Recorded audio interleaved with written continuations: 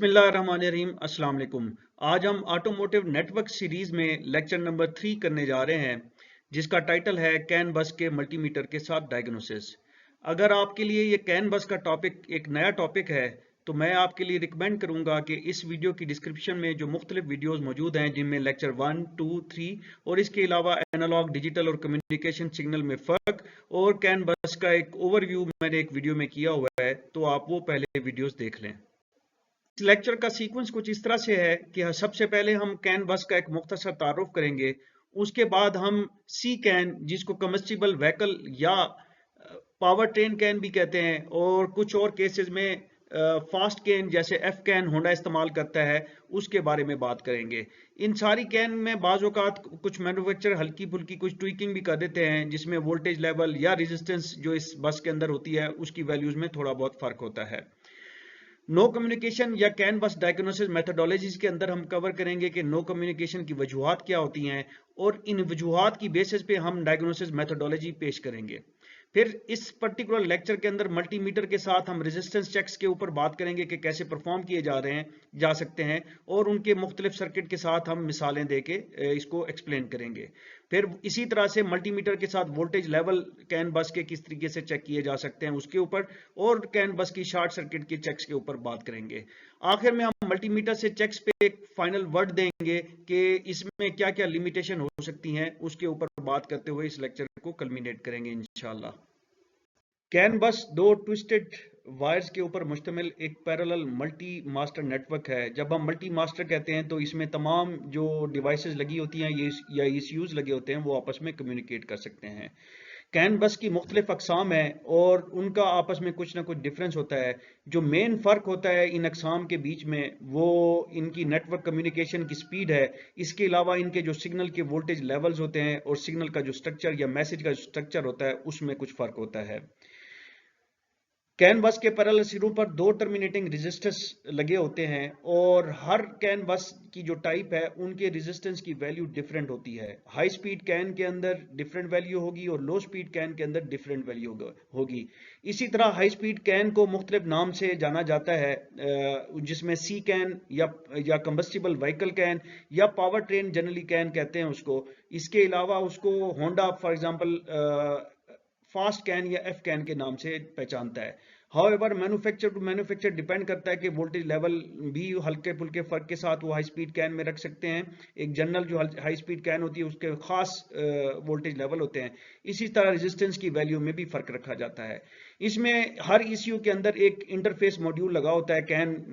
के साथ कम्युनिकेट करने के लिए। होता यह है कि ECU के अंदर जो सिग्नल अपनी खास फॉर्मेट पे अवेलेबल होते हैं, उसको कैन इंटरफेस मॉड्यूल ECU के अंदर जो मौजूद होता है वो कन्वर्ट करता है कैन कम्युनिकेशन के फॉर्मेट पे, और फिर कैन नेटवर्क पे भेज देता है। इसी तरह से जो दूसरा कोई मैसेज किसी और ECU या किसी और सेंसर से इस नेटवर्क पे आ रहा होता है, उस नेटवर्क को ये ECU उस नेटवर्क से ये ECU वो मैसेज पिक करता है और इसी इंटरफेस मॉड्यूल के थ्रू उसको कन्वर्ट करता है अपनी ECU की कम्युनिकेशन फॉर्मेट में, जिससे ECU पर इंटरप्रेट करते हुए अपने एक्शन लेता है। कैन नेटवर्क जो मुंसलिक होते हैं OBD पोर्ट के साथ, जनरली जो हमारे यहाँ की गाड़ियाँ उनमें कैन बस ही इस्तेमाल होती है, जो डायग्नोस्टिक पोर्ट है या OBD पोर्ट है उसके साथ कम्युनिकेट कराने के लिए। इसके अलावा भी कुछ लाइंस या कुछ नेटवर्क की लाइन डायरेक्ट OBD पोर्ट पे आके टर्मिनेट होती हैं और वहाँ से उन नेटवर्क को एक्सेस किया जाता है। हाउएवर आज का हमारा लेक्चर सी कैन के ऊपर है, और सी कैन या power train can OBD port पे मोस्ट ऑफ द गाड़ियों के अंदर यहाँ पे OBD पोर्ट पे हमें उसकी एक्सेस मिलती है। इन्हीं OBD पोर्ट की पिंस को हम इस्तेमाल करते हुए इस कैन बस के आज डायग्नोसिस के लिए काम करने जा रहे हैं। अब कुछ सी कैन के बारे में बात कर लेते हैं कि सी कैन हाई स्पीड की कैन की ही किस्म है, और बकिया कैन की तरह ये भी parallel multi master network bus है और दो ट्विस्टेड वायर्स पे मुश्तमिल होती है। इसकी स्पीड 125 kbps से 1 Mbps के बीच में होती है। सी कैन में दो टर्मिनेटिंग रेजिस्टेंस लगी होती हैं, जिनकी वैल्यू 120 ओम और 120 ओम होती है। ये दोनों रेजिस्टेंस जनरली एक ईसीएम या पीसीएम के अंदर लगी होती है और दूसरी इंस्ट्रूमेंट क्लस्टर के अंदर। हाउएवर जरूरी नहीं है कि ये इन्हीं ईसीयूज के अंदर हो, ये इनमें से एक रेजिस्टेंस बिल्कुल किसी ईसीयू में नहीं हो बल्कि एक्सटर्नली भी लगी हो सकती है कुछ गाड़ियों के ऊपर, और कुछ गाड़ियों के अंदर ईसीएम पीसीएम के साथ इंस्ट्रूमेंट क्लस्टर की जगह पे एबीएस यूनिट के अंदर या फ्यूल पंप यूनिट के अंदर भी हो सकती हैं। और जो टोटल रेजिस्टेंस है इन दोनों की, जो टोटल रेजिस्टेंस, क्योंकि ये पैरेलल नेटवर्क है तो पैरेलल नेटवर्क में जब 120 ओम की दो रेजिस्टेंस को हम ऐड करते हैं तो वो 60 ओम बनती है। और सी कैन के जो वोल्टेज लेवल हैं, वो जो सी कैन में एक वायर कैन हाई है, दूसरी कैन लो है, और कैन हाई वायर 2.5 वोल्ट से लेके 3.5 वोल्ट का सिग्नल जनरेट करती है और ये पुल अप सिग्नल होता है। इसी तरह से कैन लो 1.5 वोल्ट से 2.5 वोल्ट का सिग्नल जनरेट करती है और ये पुल डाउन सिग्नल होता है। पुल डाउन से मुराद ये है कि जनरली ये 2.5 पे होता है और जब उसने सिग्नल को मैसेज देना होता है तो ये इसको पुल डाउन करता है 1.5 वोल्ट के ऊपर, और कैन हाई को ये जनरली कैन हाई 2.5 वोल्ट पे ही अवेलेबल होती है, और जब ये मैसेज में पल्सेस भेजता है तो उसमें 3.5 वोल्ट पे इसको पुल अप करता है। सी कैन हाई और लो दोनों एक दूसरे का मिरर इमेज बनाती हैं। जब हम ऑसिलोस्कोप के ऊपर इसका सिग्नल, दोनों सिग्नल को जब हम कैप्चर करते हैं तो हमें ये कोई आपस में एक दूसरे का मिरर इमेज के आपस में जो ये सिग्नल्स हैं ये एक दूसरे का उलट होते हैं। एक अगर ये दोनों जिस तरह से यहाँ पे शक्ल में नजर आ रहा है कि ऐसे ही है जैसे आपने इस सिग्नल के सामने एक मिरर रख दिया हो, तो इसलिए इसको कहते हैं मिरर इमेज। और इनमें से किसी एक वायर पे भी मसला आ जाए तो पूरे का पूरा सिग्नल खराब हो जाता है और कम्युनिकेशन में मसला आ जाता है। इसके अलावा सी कैन को पावर ट्रेन कैन भी कहते हैं, जैसे मैं पहले बता चुका हूं। इसी तरह होंडा के अंदर इसी सी कैन को एफ कैन या फास्ट कैन भी कहते हैं। बाज औकात जो ओईएम है, मैन्युफैक्चरर हैं गाड़ियों के या इन ईसीयूज के, जो कैन बस को जो एम्प्लॉय कराते हैं,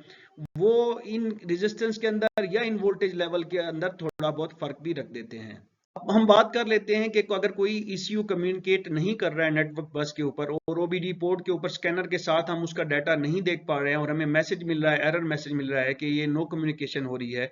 और उस ईसीयू से नो कम्युनिकेशन की बहुत सारी वजूहत हो सकती हैं। उन वजूहत में एक की वजह ये हो सकती है कि किसी जो कैन बस की टर्मिनेटिंग रजिस्टर्स होती हैं उन रजिस्टर्स में किसी किस्म का कोई प्रॉब्लम हो, या कैन हाई या कैन लो सिग्नल के वोल्टेज में किसी किस्म का कोई मसला हो, या फिर कैन बस सर्किट का शॉर्ट टू ग्राउंड या शॉर्ट टू पावर होना भी हो सकता है। इसके अलावा कैन बस का सिग्नल अवेलेबल तो हो सकता है बट उस सिग्नल के अंदर डिस्टॉर्शन हो सकती है कि उसमें सिग्नल प्रॉपर मिरर इमेज नहीं होगा, या उसमें कुछ वोल्टेज लेवल का कोई इस तरह का फर्क होगा कि जिसकी वजह से कम्युनिकेशन सही नहीं हो पा रही होगी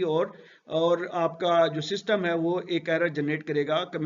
नो कम्युनिकेशन हो रही है। इसके अलावा ईसीयू के अंदर भी प्रॉब्लम हो सकती है, या ईसीयू के सर्किट जो डिजायर्ड इनपुट्स होती हैं कैन बस की कम्युनिकेशन कराने के लिए, जो जो चीजें ईसीयू में मौजूद होनी चाहिए, जो इनपुट्स ग्राउंड की हैं, बैटरी की मुख्तलिफ इनपुट ईसीयू को आ रही हैं, कि ईसीयू पावर अप नहीं हो पा रहा, या कैन बस के ईसीयू के अंदर जो इंटरफेस मॉड्यूल होता है उसमें किसी किस्म का इशू है, तो भी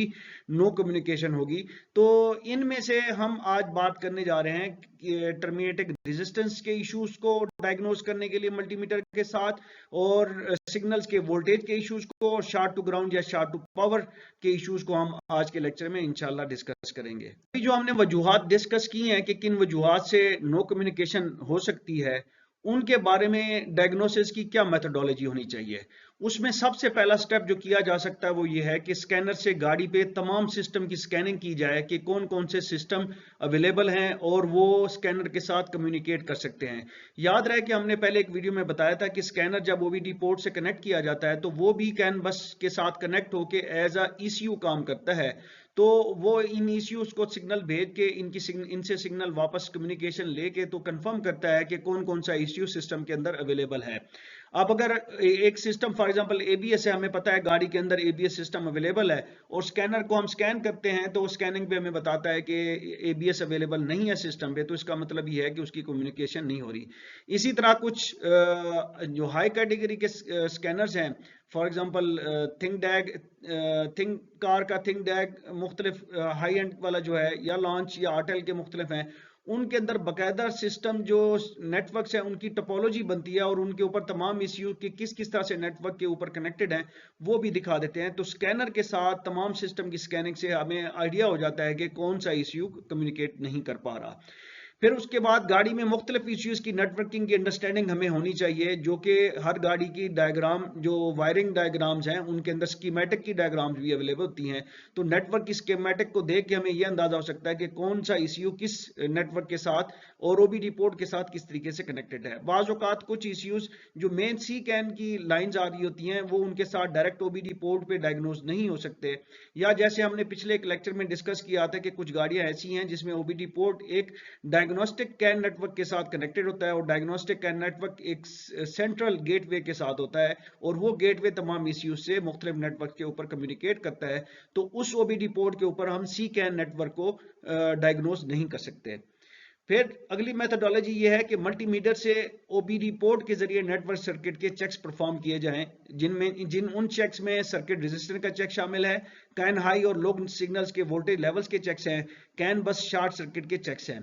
इसके साथ साथ हम ओसिलोस्कोप को यूज कर सकते हैं कि कैन कम्युनिकेशन सिग्नल्स के हम एनालिसिस करें, जिससे हमें यह अंदाजा हो कि सिग्नल तो आ रहा है बट सिग्नल के अंदर अगर कोई डिस्टॉर्शन है या कोई और प्रॉब्लम है या उसके वोल्टेज लेवल में कोई फर्क है तो वो क्लैरिटी के साथ ओसिलोस्कोप के ऊपर आपको बहुत इजीली और बहुत आसानी के साथ आप डायग्नोज कर सकते हैं। इसके बाद अगर इन एरियाज में कोई प्रॉब्लम नहीं है तो फिर जरूरी है कि हम वो ECU जो कम्युनिकेट नहीं कर रहा या उसके अलावा भी इश्यूज हमें बाज़ औक़ात खोल के उसकी तमाम इनपुट्स जो बैटरी की वोल्टेजेस उसको डिफरेंट तरीकों से पहुंच रही होती हैं वो और ग्राउंड जो उसको मुहैया की जाते हैं उन सारी चीज़ों को वेरीफाई करें और फिर इस तरह से हम अपने फॉल्ट को पकड़ने की कोशिश करें। इस लेक्चर के स्कोप में हम ओसिलोस्कोप को ओमिट कर रहे हैं, हम बात नहीं करेंगे, इसी तरह इश्यूज के सही होने की चेक्स के ऊपर बात नहीं करेंगे। हाउएवर मल्टीमीटर के साथ हम जो मुख्तलिफ चेक्स हैं उसके ऊपर हम आगे बात करने जा रहे हैं इंशाल्लाह। हम बात कर लेते हैं कैन बस की नेटवर्क की रेजिस्टेंस चेक्स के ऊपर, और उसके लिए जो कंडीशन है वो ये है कि इग्निशन स्विच ऑफ होना चाहिए और आपकी जो नेटवर्क बस है वो स्लीप मोड में होनी चाहिए। आगे हम चल के स्लीप मोड का चेक भी बता सकते हैं। जनरली ये होता है अगर आप कोई चेक परफॉर्म ना करें तो कम से कम 15 से 20 मिनट इग्निशन स्विच ऑफ के बाद गाड़ी स्विच ऑफ रहे और उसके बाद जो नेटवर्क है वो स्लीप मोड में चला जाता है, तमाम ECUs अपनी कम्युनिकेशन बंद कर देती हैं। तो रेजिस्टेंस चेक के लिए जरूरी है कि गाड़ी का स्विच ऑफ हो और गाड़ी स्लीप मोड के अंदर अवेलेबल हो। रेजिस्टेंस चेक करने के लिए हम ओबीडी पोर्ट के ऊपर पिन नंबर 6 जो कि सी कैन हाई की लाइन है और पिन नंबर 14 जो कि सी कैन लो की लाइन है, इन दोनों के बीच में हम रेजिस्टेंस चेक करते हैं जो कि 60 ओम होनी चाहिए। और ये क्यों 60 ओम होनी चाहिए? इस वजह से होनी चाहिए कि 120 ओम का रेजिस्टेंस यहाँ पे है और पैरेलल में 120 ओम का रेजिस्टेंस दूसरी साइड पे है। तो पैरेलल जब रेजिस्टेंस होती हैं तो उनको 1/120 प्लस 1/120 जब हम करते हैं तो हमारे पास 60 ओम के आसपास रेजिस्टेंस इन दो टर्मिनल पे आनी चाहिए। अगर रेजिस्टेंस हमें 120 ओम मिलती है इस जगह के ऊपर 60 की बजाय, तो इसका मतलब ये है कि कैन सर्किट की एक रेजिस्टेंस या सर्किट खुद ओपन है। अब इसको हमने डायग्राम की तरफ मदद से डायग्नोज करना होगा। यहाँ पे एक जरूरी काशन ये है कि जरूरी नहीं कि सर्किट रेजिस्टेंस 60 ओम है तो हम कहें कि हमारा सर्किट ठीक काम कर रहा है। इसमें यह भी हो सकता है कि और सर्किट में किसी किस्म का ओपन नहीं है। तो इसको हम अगली स्लाइड में बात करते हैं। जब सर्किट रेजिस्टेंस 120 ओम आए तो इसका मतलब है कि या तो वो टर्मिनेटिंग रेजिस्टर में से एक ओपन है या सर्किट ओपन है। पर जब किसी ऐसे ECU के पास सर्किट ओपन हो कि जब हम ओबीडी पोर्ट से रेजिस्टेंस चेक करें तो वो ओपन पैरेलल सर्किट के रास्ते में ना आए, ऐसी सूरत में हमें सर्किट रेजिस्टेंस भी 60 ओम मिलेगी और सर्किट भी एक जगह से ओपन होगा। अगर आप इस डायग्राम को देखें तो यहाँ पे कैन नेटवर्क के साथ PCM, EPS, AC, ABS, TCM, cluster gateway और स्मार्ट की कंट्रोलर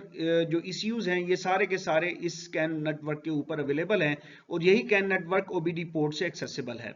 अब हम जब यहाँ पे अगर हम फर्ज करते हैं कि इंस्ट्रूमेंट क्लस्टर के अंदर ये एक 120 ओम की रेजिस्टेंस अवेलेबल है और ये दूसरी 120 ओम की रेजिस्टेंस अवेलेबल है, अब हमने पहले बात की थी कि अगर 120 आता है, रेजिस्टेंस आती है ओबीडी पोर्ट पे चेक करने से, तो उसका मतलब है या तो इनमें से एक रेजिस्टेंस ओपन है या फिर सर्किट में किसी जगह पे ओपन है। बट वो कंडीशन वहां पे फेल हो जाएगी जहां पे आपका जो सर्किट है वो फॉर एग्जांपल इस तरह से टीसीएम के साथ इस जगह पे डिस्कनेक्ट है या ओपन है। तो होगा ये कि ओबीडी पोर्ट के साथ जब हम रेजिस्टेंस चेक करेंगे तो हमें रेजिस्टेंस इस कंप्लीट सर्किट की मिलेगी जिसमें रेजिस्टेंस के बीच में किसी किस्म का ओपन नहीं है। जो ओपन है वो यहाँ पे अवेलेबल है। इस वजह से हमें जो सर्किट रेजिस्टेंस है वो तो 60 ओम मिल रही होगी, लेकिन स्टिल जो आपका नेटवर्क है उस पे एक जगह के ऊपर ओपन अवेलेबल है। तो इसके लिए इस फॉल्ट को ढूंढने के लिए जरूरी होगा कि हम जाके इन ग्रिप के ऊपर जाके इन इश्यूज को रिमूव करके जब हम इसका सर्किट इसकी रेजिस्टेंस चेक करेंगे तो हमें यहाँ पे वो मसला मिलेगा और हमें एक रेजिस्टेंस फिर इस केस में लूप इस तरह से चूंकि बनेगा और हमें यहाँ पे एक रेजिस्टेंस सर्किट से आउट मिलेगी तो हमें रेजिस्टेंस की वैल्यू में फर्क मिलेगा। तो ऐसी सूरत में जरूरी है कि फिर आप ईसीयू को डिस्कनेक्ट करके वहां से उस ईसीयू से जो प्रॉब्लमेटिक है जो सिस्टम में नहीं है तो वहां पे, या इवन बाज औकात ऐसा होता है कि आपको कंफर्म नहीं हो पा रहा होता तो आपको एक एक ईसीयू को रिमूव करके वहां से रेजिस्टेंस चेक करनी पड़ती है। अब हम एक दूसरा केस यहीं पे डिस्कस कर लेते हैं कि अगर कैन हाई की लाइन और कैन लो की लाइन आपस में शॉर्ट हो जाती हैं किसी भी जगह पे, इस नेटवर्क के ऊपर किसी भी जगह के ऊपर अगर ये शॉर्ट हो जाती हैं आपस में, तो फिर होगा ये कि हमें पिन 6 और 14 जो कि कैन हाई और लो की ओबीडी पोर्ट के ऊपर पिन हैं, वहां पे हमें जो रेजिस्टेंस मिलेगी वो जीरो मिलेगी। जब भी रेजिस्टेंस यहाँ पे जीरो मिलेगी तो इसका मतलब ये है कि ये कैन आपस में शॉर्ट हो रही है। याद रहे कि चेक के वक्त जैसे मैंने पहले बताया था कि बस स्लीप मोड पे होनी चाहिए और स्लीप मोड की जो श्योरिटी करनी हो तो कैन हाई और लो यानी पिन 6 और 14 के ऊपर वोल्टेज चेक करने चाहिए जो कि जीरो होने चाहिए, तो इसका मतलब है बस स्लीप मोड पे है। ये मैं बात कर रहा हूं कि जब आपका इग्निशन स्विच ऑफ है और आपको टाइम भी हो चुका है, लेकिन फिर भी अगर गाड़ी जो मॉडर्न गाड़ियां होती हैं उनको इवन 20 मिनट से भी ज्यादा टाइम, बाजू का घंटा भी लग जाता है, जो ज्यादा जदीद गाड़ियां हैं जिनके अंदर ज्यादा इश्यूज अवेलेबल हैं, तो उनको वेरीफाई करने के लिए फिर जरूरी है कि आप टाइम पास करने के बाद इग्निशन स्विच ऑफ के साथ इन दो पिनों के ऊपर जहां पे वोल्टेज जीरो होना चाहिए चेक करें। अगर वोल्टेज आपको जीरो मिलता है फिर तो इसका मतलब है कि कंप्लीट कैन बस स्लीप मोड में जा चुकी हुई है। अगर यहाँ पे जीरो वोल्ट नहीं मिलता, पिन 16 सॉरी इसको अलग-अलग चेक करना होगा, पिन 6 को चेसी ग्राउंड के साथ और पिन 14 को भी चेसी ग्राउंड के साथ वोल्टेज लेवल चेक करेंगे तो आपको जीरो वोल्ट मिलेगा। जब जीरो वोल्ट मिलेगा तो वो कंफर्मेशन हो जाएगी, श्योरिटी हो जाएगी कि हमारी बस स्लीप मोड में चली गई है। कैन बस पे वोल्टेज चेक करना काफी आसान होता है। जब हम सिंपल सा चेक परफॉर्म कर रहे होते हैं उसमें यह होता है कि कैन हाई और कैन लो को बारी बारी चेसी ग्राउंड के साथ आप उसके वोल्टेज चेक करते हैं। कैन हाई के वोल्टेज, कैन हाई की जो लाइन है पिन 6 के ऊपर ओबीडी पोर्ट के, और चेसी ग्राउंड भले आप गाड़ी का अपना कोई अच्छा सा ग्राउंड देख लें बॉडी के ऊपर या इसी ओबीडी पोर्ट के ऊपर चेसी ग्राउंड की जो पिन 4 है वहां पे दें तो आपको कैन हाई जनरली 2.6 वोल्ट के आसपास मिलेगा। अगर गाड़ी के अंदर ईसीयू ज्यादा है और उनमें एक्टिविटी हो रही है, कुछ ना कुछ काम फंक्शन हो रहा है, तो हो सकता है ये 2.6 से थोड़ा सा वोल्टेज आपको कुछ ज्यादा नजर आए। अगर वोल्टेज जीरो मिले तो इसका मतलब है कैन हाई की वायर शॉर्ट टू ग्राउंड है और उसको फिर डायग्राम की मदद से डायग्नोस करने की जरूरत है।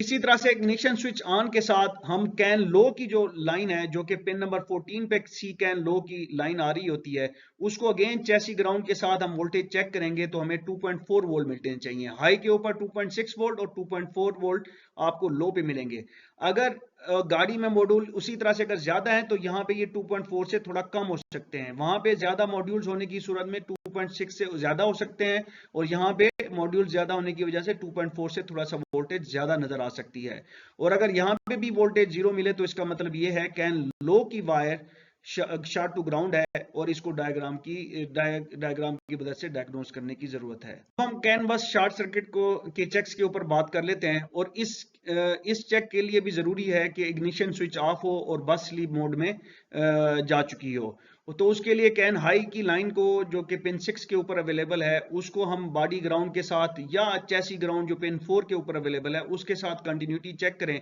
तो कंटिन्यूटी चेक के अंदर इसको कंटिन्यूटी नहीं देनी चाहिए। अगर कंटिन्यूटी देगी तो इसका मतलब है ये लाइन शॉर्ट टू ग्राउंड है। इसी तरह से जो कैन लो की लाइन है उसको भी इसी तरीके से चैसी ग्राउंड के साथ या जो गाड़ी का बॉडी है उसके साथ फिजिकली आप पिन मल्टीमीटर की प्रोब को रख के चेक करें तो आपको कंटिन्यूटी नहीं मिलनी चाहिए। अगर इनमें से कोई भी पिन ग्राउंड के साथ कंटिन्यूटी मिलती है तो बस शॉर्ट टू ग्राउंड है, इसको डायग्नोस करने की जरूरत है। मल्टीमीटर के थ्रू नेटवर्क बस के ऊपर जो डायग्नोसिस के ऊपर बात कर रहे हैं उसके ऊपर एक फाइनल वर्डिक्ट ये है कि कैन नेटवर्क कई दफा डायग्नोसिस में काफी मुश्किल साबित होता है। इसकी वजह यह है कि फॉर एग्जांपल जिस तरह से हमने पहले बात की है कि नेटवर्क पैरेलल है और रेजिस्टेंस चेक के दौरान ऐसा हो सकता है कि हमें ये ठीक मिले 60 ओम की रेजिस्टेंस मिले पर फिर भी सर्किट ओपन हो, जैसा कि हमने पहले एक मिसाल में इधर से डिस्कस किया था। इसी तरह से ये भी पॉसिबल है कि हमारे कैन हाई और कैन लो के वोल्टेज लेवल्स हमें ओबीडी पोर्ट के थ्रू ठीक मिलें पर जो कैन बस के ऊपर कोई एक ईसीयू है उसके साथ ओपन सर्किट हो। उसकी वजह यह है कि फॉर एग्जांपल इसको अगर आप देख लें कि यहाँ पे यही वही एग्जांपल हम लेते हैं जो हमने रेजिस्टेंस के केस में ली थी। अगर सर्किट यहाँ से ओपन है और ओबीडी पोर्ट से हम यहाँ पे voltage level high can high का ले रहे हैं ग्राउंड के साथ, तो होता यह है कि हर ईसीयू जब मैसेज भेजता है तो वो वोल्टेज अपने वोल्टेज लेवल्स इस बस के ऊपर अपने भेजता है। ऐसा नहीं होता कि इस बस के ऊपर अपने वोल्टेजेस अवेलेबल हैं और ओपन होने से वो वोल्टेज गायब हो जाएंगे, तो ऐसा प्रॉब्लम नहीं आ सकता। तो इस वजह से होता यह है कि हम वोल्टेज चेक करते हैं, हमें वोल्टेज लेवल दोनों जो लाइंस हैं उनके voltage level as per required मिलते हैं जैसा कि होने चाहिए। हाँ, उसके बावजूद किसी एक जगह पे या एक से ज्यादा जगहों पे जब ईसीयू के साथ अगर कोई सर्किट आपका ओपन है, कैन बस का सर्किट ओपन है, तो उस पे वोल्टेज लेवल आपको डायग्नोज में हेल्प नहीं करेगा। उसके लिए अगेन जरूरी है कि इन्हीं को रिमूव करते हुए हम उसके फिर चेक्स परफॉर्म कर सकते हैं। सो हम कह सकते हैं कि जो ओबीडी से चेक्स बताए हैं वो चूंकि आसान है इसलिए उन्हें पहले परफॉर्म करना चाहिए और अगर मसला हल ना हो तो फिर हर ईसीयू को डिस्कनेक्ट करके मजीद चेक्स करने चाहिए और इसके साथ ईसीयू के ठीक होने के चेक्स भी परफॉर्म करने चाहिए जिनको हम किसी अगले लेक्चर में डिस्कस करेंगे। सबसे बेहतर यह होगा कि अगर ओसिलोस्कोप मौजूद हो तो इससे कैन बस के डायग्नोसिस के चेक्स परफॉर्म करने चाहिए। मैं उम्मीद करता हूं कि इस लेक्चर की वीडियो देखने के बाद आपको काफी आसानी होगी। अगर कहीं पे कोई पॉइंट समझ ना आया हो तो इस लेक्चर को बार बार रिपीट करके देखें और अगर कोई क्यूरी स्टिल रहती है तो कमेंट सेक्शन के अंदर आप अपने कमेंट्स भेजें, इंशाल्लाह मैं आपको जल्द ही जवाब दूंगा। इंशाल्लाह जो नेक्स्ट लेक्चर हम करने जा रहे हैं वो नो कम्युनिकेशन ईसीयूज के चेक्स हैं कि ईसीयू को हम कैसे डायग्नोस कर सकते हैं कि ईसीयू में कोई प्रॉब्लम है जिसकी वजह से कैन बस के ऊपर ईसीयू कम्युनिकेट नहीं कर रहा। आई थैंक यू ऑल। अस्सलाम वालेकुम।